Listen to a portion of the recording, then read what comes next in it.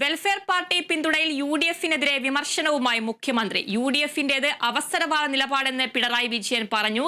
LDF-നെ എതിർക്കുന്ന എല്ലാവരുടെയും സഹായം UDF തേടുകയാണ്. വിഘടന, വിഭാഗീയ, വർഗീയ ശക്തിയുടെ പിന്തുണ LDF-ന് ആവശ്യമില്ലെന്നും മുഖ്യമന്ത്രി പറഞ്ഞു. UDF അതിന് നേതൃത്വം കൊടുക്കുന്ന കോൺഗ്രസ്, അതിലെ കാര്യങ്ങൾ തീരുമാനിക്കുന്ന വിഭാഗം, അങ്ങനെ പറയാൻ പറ്റുമെന്നാണ് തോന്നുന്നത്. ആ വിഭാഗം ഇപ്പം തൽക്കാലം എല്ലാവരെയും കൂട്ടുകയാണ് വേണ്ടത്. LDF-നെ എതിർക്കാൻ തയ്യാറാകുന്ന ആരൊക്കെയുണ്ടോ അവരുടെ എല്ലാം സഹായം തേടാം.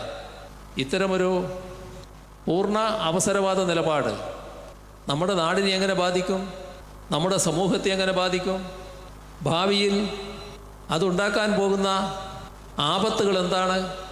ഇത്തരം ശക്തികളോട് അയവേറിയ സമീപനം സ്വീകരിക്കുന്നത് നാടിന് ഗുണകരമാണോ? ലീഗിൻ്റെ നേതൃത്വം അറിയാതെ കോൺഗ്രസ് ഇത്തരമൊരു നിലപാട് സ്വീകരിച്ചുവെന്ന് കരുതാനാവില്ല.